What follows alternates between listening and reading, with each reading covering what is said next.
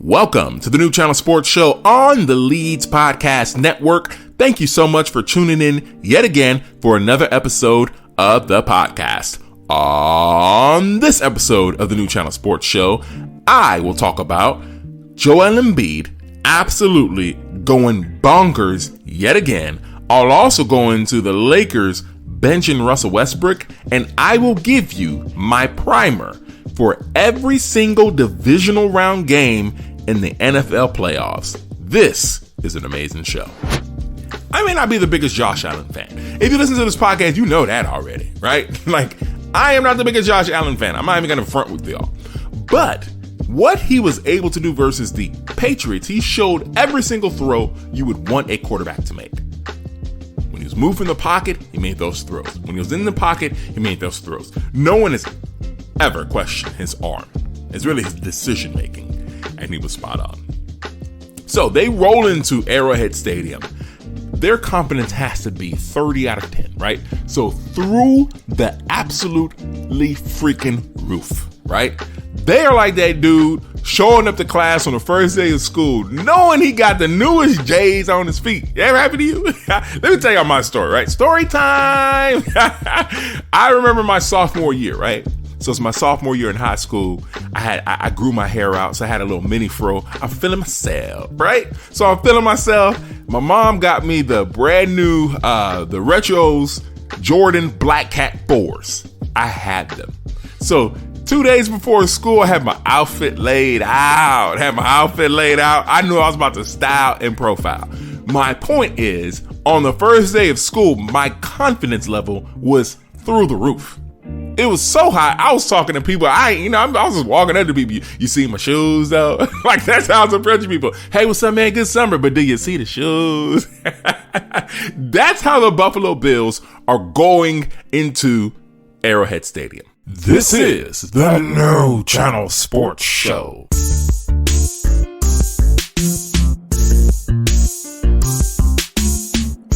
What is good? This is a NuChannel Sports Show on the Leeds Podcast Network. I am so happy and so thrilled that you were back to join me yet again for another episode of the podcast. And before I start, I want to give my shout out to the Leeds Podcast Network, an amazing platform, an amazing network with shows that you should listen to. Check out the next show immediately following our show on Mondays. That is Free Basketball with Daniel and them boys holding it down, doing their thing. Check out all the shows on the Leeds Podcast Network. Also, check out theleadsm.com where you can find amazing articles, primarily on the NBA and the WNBA. Branching into the NFL as well. You can also check out all of the podcasts from the Leeds Podcast Network on theleadsm.com. Also, check out the NuChannel Sports Show. We haven't recorded a podcast in a while, but we did drop a new podcast this week.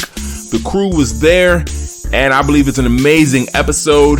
If you're listening to this podcast and you like the sound of my voice here, you can also check me out there, NuChannel Sports Podcast. You can check out NuChannel Sports by going to our website, NuChannelSports.net, not .com, .net, NuChannel spelled N-U, channelsports.net.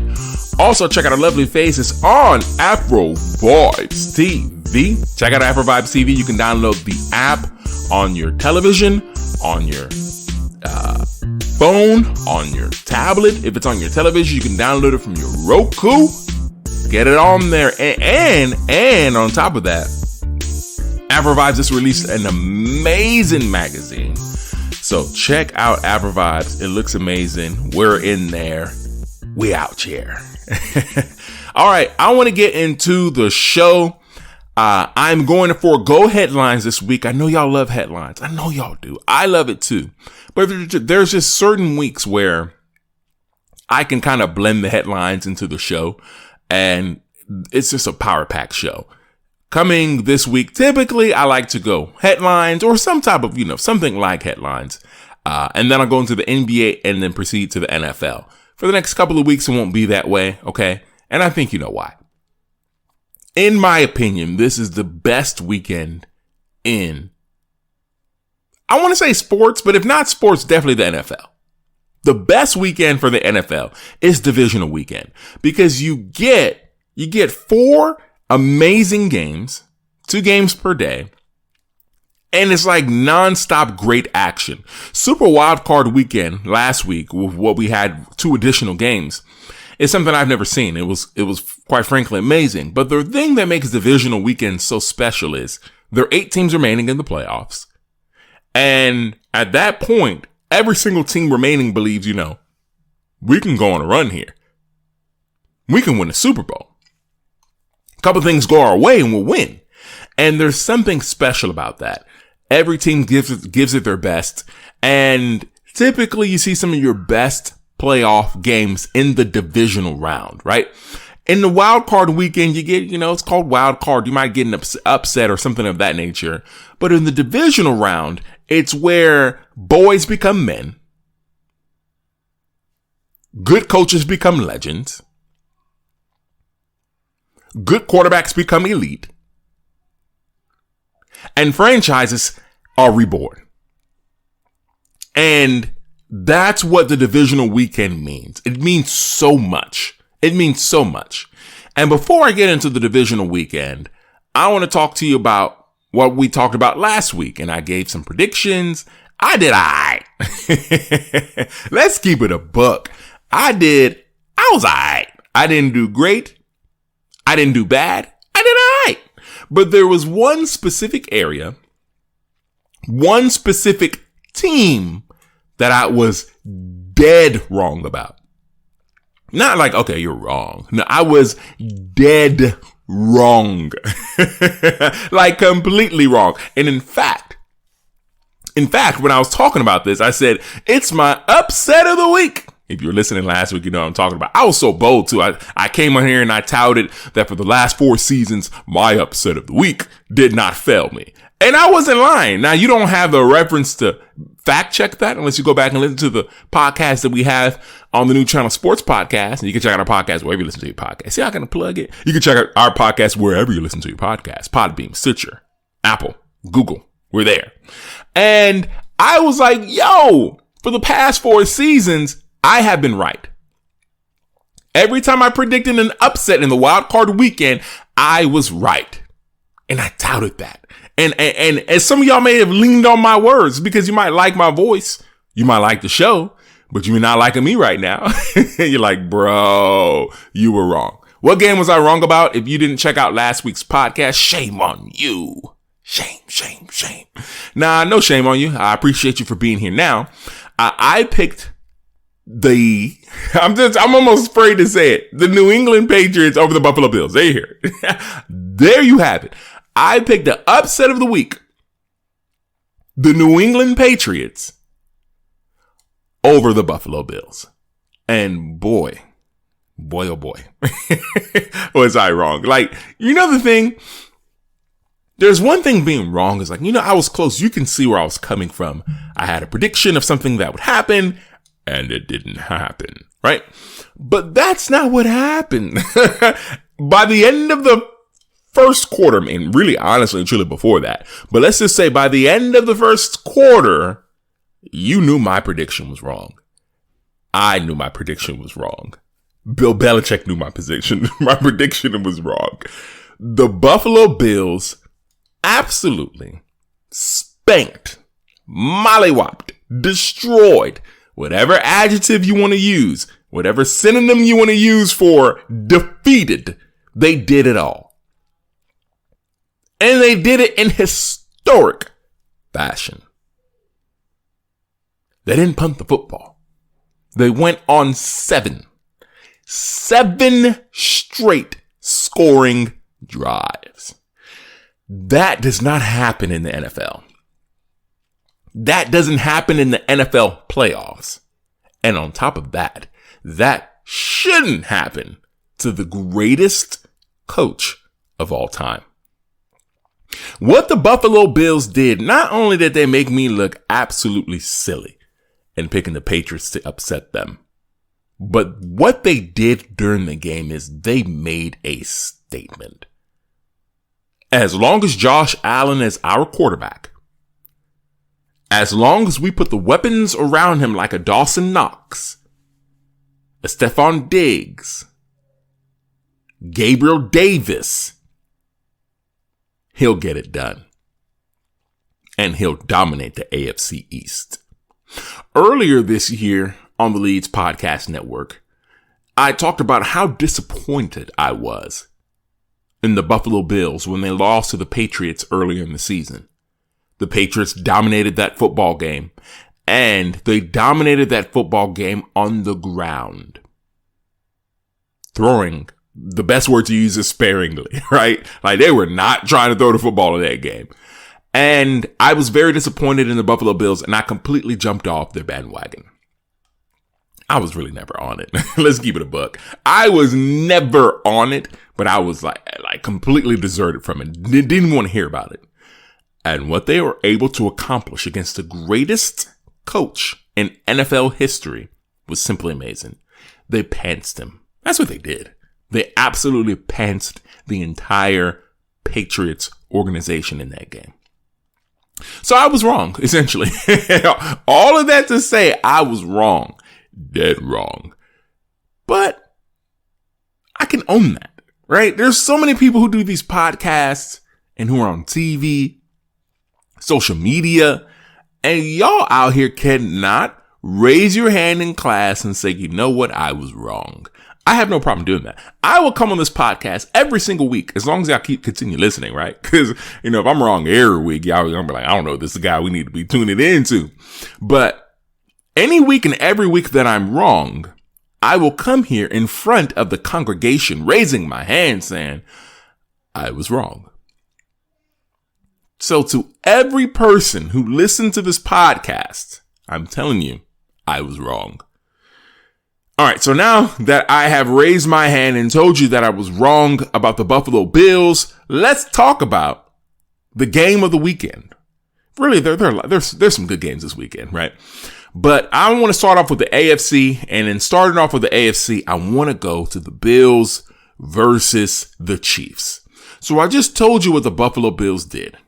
Running roughshod over the Patriots. Greatest NFL coach of all time. One of the greatest NFL playoff games ever played. Defense was incredible. I love the fact that the Buffalo Bills, towards the end of the year, they finally figured out with the running back position. Was it going to be Zach Moss or Devin Singletary?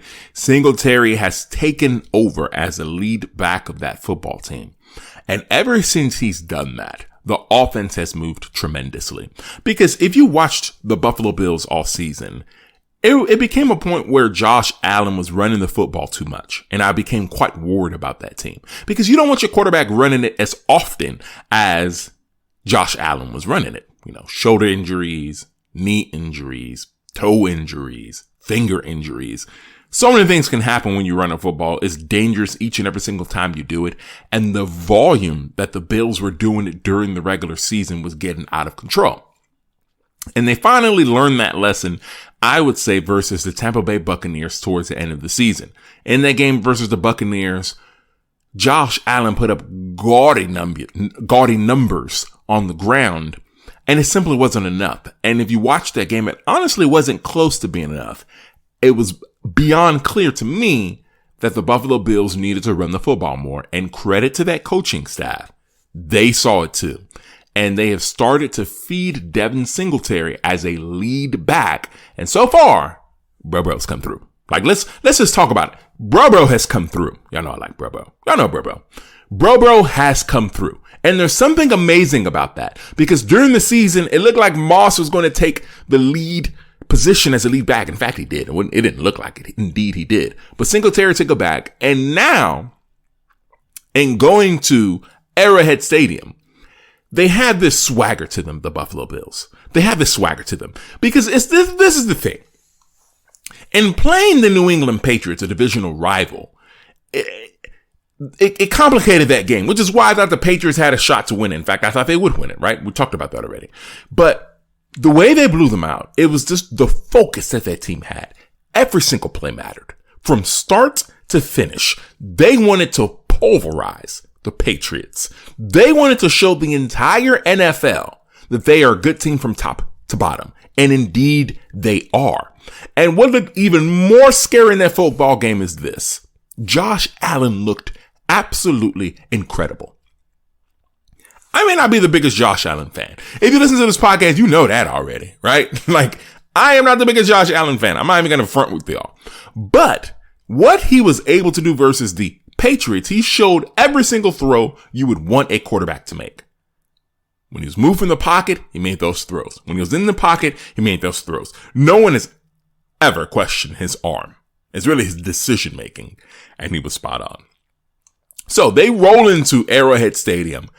Their confidence has to be 30 out of 10, right? So through the absolutely freaking roof, right?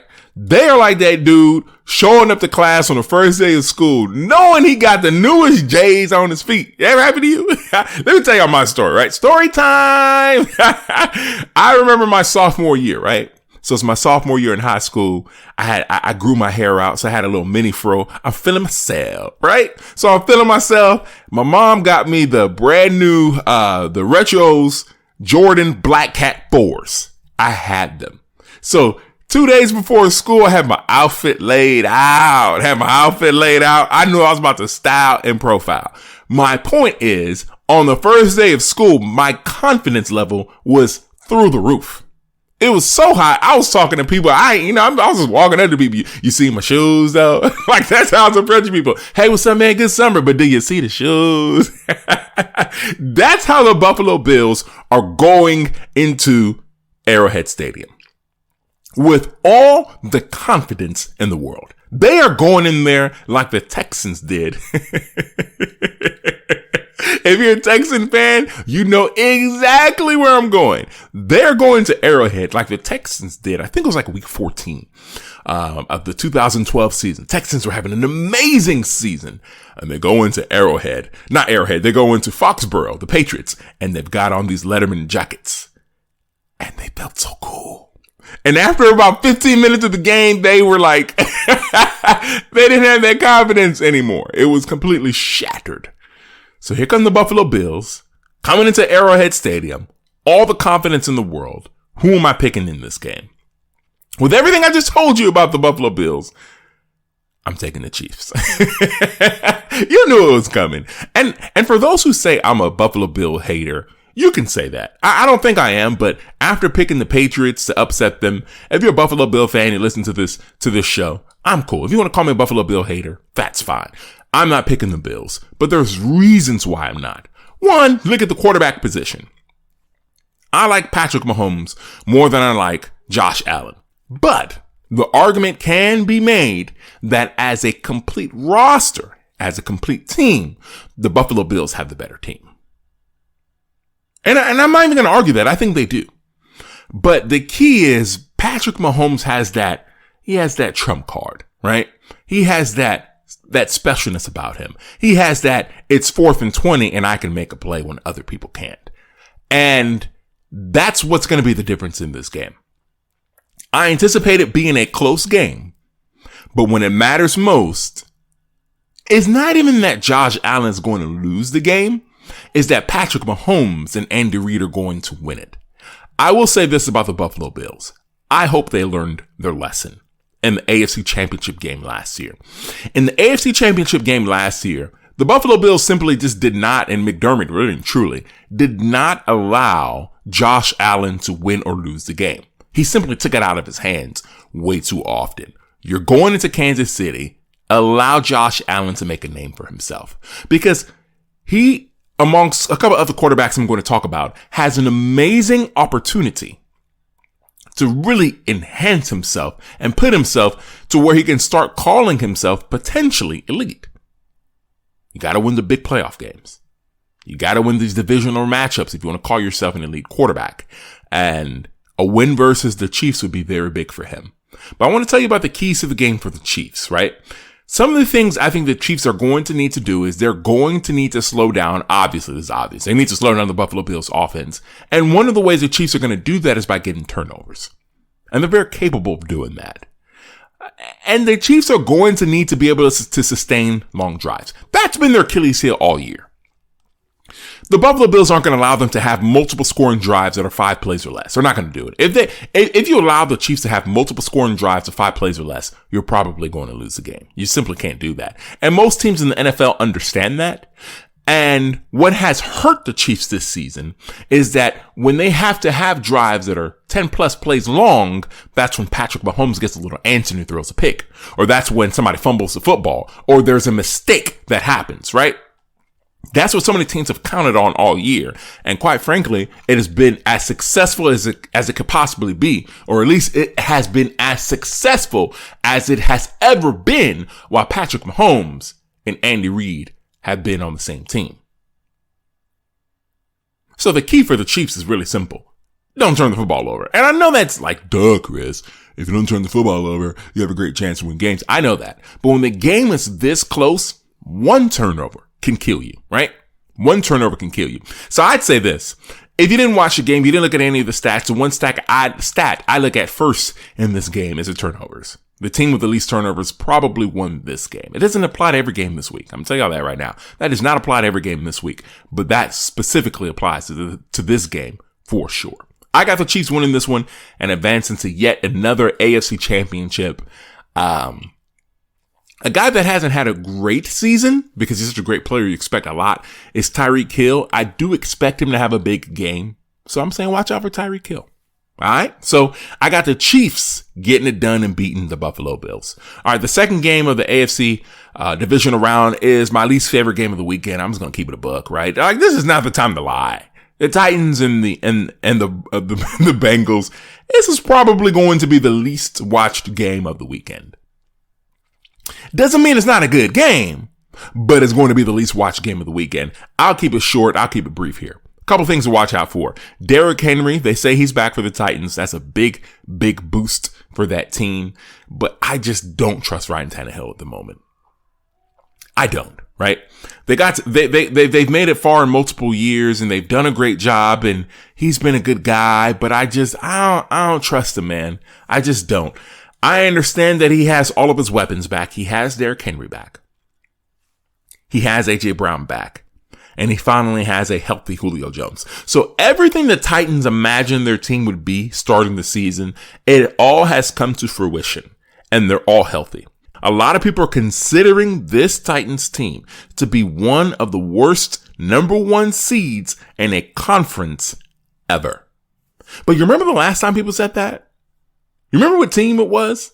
They were talking about the Philadelphia Eagles. And remember when the Eagles and Carson Wentz went down as an MVP candidate and some guy named, I don't know, Nick Foles came in and led them to a Super Bowl? That team that everybody was laughing at saying, oh yeah, they're the worst number 1 team ever. And this Titan team has that same vibe. Everyone's saying they're garbage. Everyone's saying they suck. Well, maybe not garbage. That's a stretch. Everyone's saying they're the worst number 1 seed or one of the worst number 1 seeds ever. And they've got to hear that. Mike Vrabel's going to have that defense ready to play. But I like the Bengals more. So I'm going my upset of the week. Let's run it back, baby. Upset of the week. Running it back. I'm going with the Cincinnati Bengals beating the Tennessee Titans. So Bengals fans listening to this podcast are like, no. We're doomed. This guy was wrong. He's wrong. We're doomed. I'm going to tell you why. I just explained to you that the Titans are in the best position that they've been in quite some time, but we just don't know about Derrick Henry. I'm going to assume he is not vintage Derrick Henry in this game. If he is, then he's a freaking animal. Adrian Peterson-like. But if he's what I'm expecting him to be, good, not great, the Bengals have a shot. I just told you I don't trust Ryan Tannehill. I love me some Joe Burrow, though. When you look at the Bengals, they have the recipe for an upset. They have a defense that can do enough. They're not an elite defense, but they can do enough and they can cause turnovers. And then you have a quarterback that's on fire. Joe Burrow has been on fire for the past 5-6 weeks. If you've been watching, he has been on fire. If you do NFL DFS, Joe Burrow has won NFL DFS for the last couple of weeks, right? not the wild card weekend, Josh Allen and the Bills went off. But my point is, he has been on fire and fuego. And I don't think he's slowing down. That's the problem for the Tennessee Titans, because the Titans really thrive on their defense. If the Bengals go there, and let's say the Bengals get the ball first and they score a touchdown and they throw the first punch, and Ryan Tannehill has to win the game, I'm very nervous for Nashville and the Tennessee Titans. I'm very nervous for you. It's not where you want to be, right? You don't want to be in a situation where you're in a shootout. I don't think this game will be a shootout. I truly don't. I think both defenses are too good for that. But you want to be in a position where it's a fourth quarter and you're trying to see which quarterback is going to come through. I understand Joe Burrow is a second-year man, but you listen to the podcast, right? You watch football. Even if you just listen because you like my voice, I appreciate you. Thank you. But if you watch any down of football this season, I mean, let's say a quarter, you would know that Joe Burrow, objectively, subjectively, however you want to say it, is a better quarterback than Ryan Tannehill. And this is not me just pooping on Ryan Tannehill and saying, oh, Ryan Tannehill's no good. That's not the point of this. But Joe Burrow's a better quarterback. So if it gets to the fourth quarter and this game is close, the Titans are in trouble. And I'm picking the Cincinnati Bengals because I believe it will be close. And it's not just, okay, Joe Burrow's great.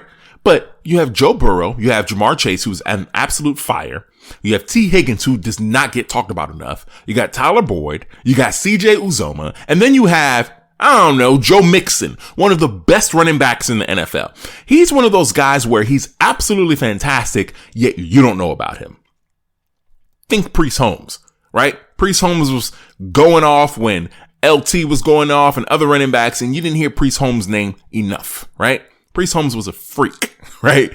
Joe Mixon is a freak. He can do it all. He is Mr. Everything. And when you have that combination, elite wide receiver, great other wide receivers around the elite wide receiver, a quarterback that is trending towards potentially one day, he's not there yet, one day being elite, but he's in fuego right now. And then you have a running back who can absolutely get it done. Oh yeah, on top of that, your defense is pretty good. This game has upset written all over it, and I'm jumping all over it. I'm taking the Bengals to beat the Tennessee Titans and take that home field advantage away from the Titans and basically allow the winner of the Bills-Chiefs game to host the AFC Championship. So in the AFC, I have the Cincinnati Bengals, after 30 plus years without winning a playoff game, win 2 playoff games in a span of 2 weeks. And I have them going to Kansas City Chiefs, for the AFC Championship, and a rematch of one of the best games of the regular season. And it happened really late. I think that would make an amazing AFC Championship game, and I'd love to see it. So that's my pick, Bengals at Chiefs for the AFC Championship. Okay, let's transition into the NFC side of things and talk about these are going to be 2 great games. These are 2 great games. Both of these games are worthy of being championship games. They're great games with storied teams. And if you don't want to say storied teams on one of the games, at the very least, definitely storied players on those teams. So let's start with the 49ers versus the Green Bay Packers. For me, this is a legendary game, right? For Aaron Rodgers. It's a legendary game. Let me explain what I mean by that. It is an opportunity for him to enhance on his legend. And I think if he loses this game, it hurts his legend. Or if you like to say, legacy, right? I think it's a legacy game for him. I said legendary. I like legacy more. And legacy here is, well, let's talk about the past. Aaron Rodgers is 0-3 versus the 49ers. 2 of them were to Kaepernick having, all-time performance, right? All-time performance. The fact that he's not in the NFL is just a joke. Come on, just stop. And then there's a Raheem Mostert game where he went absolutely nuts and knocked out the Packers in the NFC Championship game. So you go 0-3 against the 49ers, and you have an opportunity to beat them at home as a number 1 seed. Everyone is loving the Packers. This game is really giving me consternation, right? It's giving me heartburn. I I'm really struggling to pick a winner here.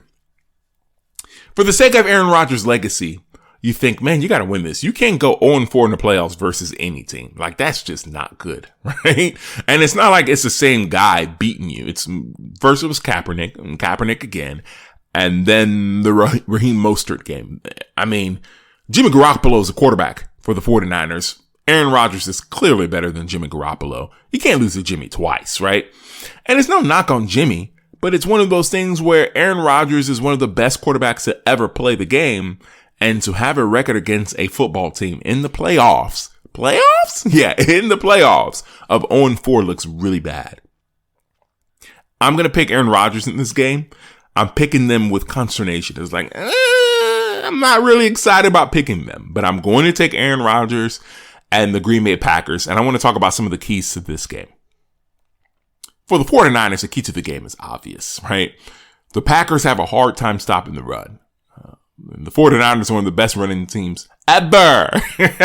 And they have two really good running backs. One is a prototypical running back, Elijah Mitchell. And one is Deebo Samuel, right? Deebo Samuel and Cordarrelle Patterson have just absolutely changed the game this year. They're running backs, they're wide receivers, they can do it all. Just give them the ball. Give them the ball, they'll run through tackles. Give them the ball in space, they'll get yards. Throw them the ball, they'll catch it and do something with it. Get you that yards after the catch. They're incredible, man. They're incredible. And if the 49ers are able to run the football the way they did in the NFC Championship the last time these two teams, man, this will be a wrap. This game will be over. And this game will be a wrap. And Aaron Rodgers will go 0-4. But if the Packers are able to put some points up early, right? Put the 49ers in a position to rely on Jimmy Garoppolo, I don't think the 49ers are going to find much success with that at all. Because the 49ers played the Cowboys last week in what was one of the craziest games I've ever seen in my entire life. Like that game, the reason why men love sports and women too, right? But the reason why people love sports is it's like a soap opera that you don't know how it's going to end. And when the Cowboys play, it's like a different type of drama. When the Cowboys play, it's like Game of Thrones meets Breaking Bad meets Ozark. I mean, in fact, Ozark is coming back. I know this is a podcast, we do sports. I'm just letting y'all know there is a show on Netflix. You hear my voice. There is a show on Netflix called Ozark. Okay? If you ain't watched it yet, go check it out. Courtesy Chris. Courtesy NuChannel Sports Show. On the Leeds Podcast Network. If you ain't ever watched it, if you don't have Netflix, okay, figure it. Work it out. Figure it out. Go watch that show. But my point is the Cowboys are just a team full of drama. And what the 49ers are able to do is they were able to overcome that drama. But the reason why I bring that game up is the 49ers were put in every single position, and more specifically, Jimmy Garoppolo was put in every single position to win that game without that much drama, throwing just a horrendous interception when they didn't need it. And there's a combination of coach and quarterback that it scares me so much with the 49ers. Kyle Shanahan, in my opinion, is the best play designer in the NFL. Kyle Shanahan, if he worked with me for 5 weeks and I only had to run 2 drives, you'd consider me one of the better players in the league. You'd be like, man, that guy was working. He was balling. And it has nothing to do with me. It's how great Kyle Shanahan is. He is amazing. But Kyle Shanahan has one major flaw. He's like that character, right? If you watch Dragon Ball Z, you watch Vegeta, right? So Vegeta, if you don't know Vegeta, I'll explain it. Vegeta is the guy that everybody loves to hate. And we love to love. He's just that guy. And what Vegeta does is, when he's stronger than you in battle, he will let you know. He will flex. He'll do the most. Like, you know, that guy who's just strong is like he's flexing in the gym. Vegeta's just doing the most. I'm stronger than you. But the second he meets someone who punches him in the face really hard, right? He typically folds. I love Vegeta, but Vegeta be folding, right? So my point is, Kyle Shanahan is an amazing play designer. He'll get you a lead. A la the Falcons in the Super Bowl. A la the 49ers in the Super Bowl. But he has one major flaw. We'll call it a coaching flaw. And that is his inability, after getting a lead, after drawing up amazing plays, for managing what he's built. He is a horrible game manager. He doesn't know how to do it. He simply doesn't know how to do it. If he did, he'd have 2 Super Bowls to his name. One would be as an offensive coordinator, beating with the Falcons in Houston, beating the New England Patriots. And the second would be with the 49ers, beating the Kansas City Chiefs. He is not a good game manager. He's horrible at it. Great at drawing up plays. Horrible at game management. And that is what is going to bite them. Because I could see them even getting a lead. I don't see it. I can see them getting a 14-0 lead, coasting in the game, but he just doesn't understand how to manage a game. Kyle Shanahan, he'd be an amazing coach if he had an assistant coach whose sole job is, hey, Kyle, once you get the lead, give it to me. I'll take over. Like, just take your hands off of it. You did your job. You're magnificent. You're brilliant. You can turn water into wine, right? Like, he is that good, right? He is excellent when he has the Midas touch. Because he's special. He's special and he clearly works hard. But he just doesn't know how to manage what he builds, right? He's that guy who goes to make $1 million and blows it the next day. And it's like, that's fine. I'll build up another $1 million. I mean, at some point, it's like, bro, you can't keep doing that. You can't keep doing that. And I can see that being the 49ers pitfall. So with all that said, I'm going with the Packers in this game. I loved Devontae Adams. I love the fact that they didn't really use Aaron Jones too much this season. He'll be fresh. Dillon will be ready to go. Even if, I think Scantling may not be able to play, whether he plays or not, Lazard has been great. Cobb is there. Aaron Rodgers is there. I have them winning at home and restoring some respect to Lambeau Field, because when I was growing up, you didn't just walk into Lambeau Field and win. And it seems like everybody's walking in there and winning now. Like, there has to be some mystique restored to that great organization as far as playing at home, that great field, and it'll be restored this week. I got the Packers winning. Okay, let's jump to the last game that I'm going to cover in the divisional round, and that is the Tampa Bay Buccaneers versus the LA Rams. If I was conflicted about that game, I don't even know what to call this one. Earlier in the season, I predicted on the Leeds Podcast Network, our very first episode on here, I said it'd be a Bucs-Chiefs Super Bowl. But I want to flip so bad. Like, this game with the Rams and the Bucs it is set up so perfectly for the Rams. And I'll tell you why. Last week, I talked about the Rams playing the biggest game of their lives. And that's one of the few things. I got some things right last week. I want to toot my horn just a little bit, right? I already raised my hand and said I was wrong. If you listened to the podcast last week, I told you. It's a big game for the Rams, huge game, and I thought they'd handle the Cardinals easily. One is because I didn't trust the Cardinals head coach, and they have issues there. But two, they underperformed towards the end of the year, and I thought they would just regress to where they were, at least closer to where they were in the middle of the season. Like, they played so bad. It's like, okay, they can play better than this. Just simply by showing up, they can play better. And now, here we are. Matthew Stafford. I talked about losing the game last week as being an absolute shame. If they lose this week, it won't be a shame, but it depends how they lose. Because so far, Matthew Stafford hasn't been Jared Goff 2.0. He's been Jared Goff. I mean, Jared Goff got them to the same point where they are now last season. The difference is, we knew watching that game with Jared Goff going to Lambeau Field that he had no shot at beating Aaron Rodgers. None. But we don't feel that same way about Matthew Stafford. So I will say this. If Matthew Stafford goes out and lays an absolute egg in this playoff game, then the Rams look stupid. They look stupid because they basically have Jared Goff minus the draft picks and paying them more money. Like, that's what you got. You got Jared Goff, plus you don't have a capital in the future to draft better players coming in as far as through the draft. And that's a problem. If Matthew Stafford plays excellent and they still lose the game, then it's okay, right? That's okay. So he better play well. So I don't think there is a quarterback in this round that has more pressure than Matthew Stafford. He has so much pressure to play well. I don't think anybody's going to kill him if he plays well and loses to the greatest quarterback of all time. That doesn't make sense to me. I'm going to take the Tampa Bay Buccaneers in this game. And I'm going to take that. I'm going to say that and be like, I don't know, but I'm going ahead and pick the Bucs to win this game. I think it will be close. Obviously, if it's close, I trust Tampa Bay more. But more than that, because that's easy to say, talking about the keys of the game. The Bucs aren't going to run the ball that much anyway. Right? So, Fournette, is he playing? Is he not?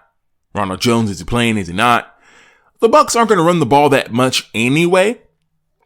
It's going to have to come down to Tom Brady throwing the football. One of the bigger things during the wild card weekend, the Bucs had two of their offensive linemen banged up. If they're not healthy, the Bucs are in big trouble. It's looking like they're going to play the offensive linemen. And it's one of those games where if Tom Brady loses, it's not surprising. Like in Tom Brady's career, he loses playoff games, right? Everybody loses playoff games. And this one has a loss written all over it. Rams coming into town, feeling really good about themselves. Team is clicking on all cylinders finally. They absolutely blew out this team earlier in the season. They have Odell Beckham Jr. to add. They added Von Miller. And the Buccaneers don't have their lead back, at least not at full strength, in Leonard Fournette. Their second lead back, Rojo, is not that great to begin with. Sorry, Rojo. And he's not healthy. You're missing Chris Godwin. You're missing Antonio Brown. How can they possibly win the game? And when the decks are stacked against Tom Brady, it's one of those where I'm picking Tom Brady. I have no other reason to pick him but to say it's Tom Brady and I'm picking him. Because everything in me wants to say the Rams are going to win this game, and I just can't because Tom Brady's playing. I know that sucks. He's like, what type of analysis is this? People are waiting for analysis. What type of analysis is this? This is not analysis. But that's just how I feel, man. I'm going with the gut feeling here. That's what I'm doing. That's the perfect way to say it. I'm going with the gut feeling here. I know I shouldn't be picking the Bucs in this game. The Rams should win this game. But I'm going with the Tampa Bay Buccaneers because they have Tom Brady. And I'm going to leave it at that. All right, so on the NFC side, I have the Buccaneers going to Lambeau yet again for a rematch of last year's championship game. So I'm excited. I've got you all set up for the divisional round. I hope you enjoy the divisional round weekend. And before I get out of here, I want to talk just a little bit about the NBA. And it's just a couple of subjects. You know where I'm going with this. You know exactly where I'm going.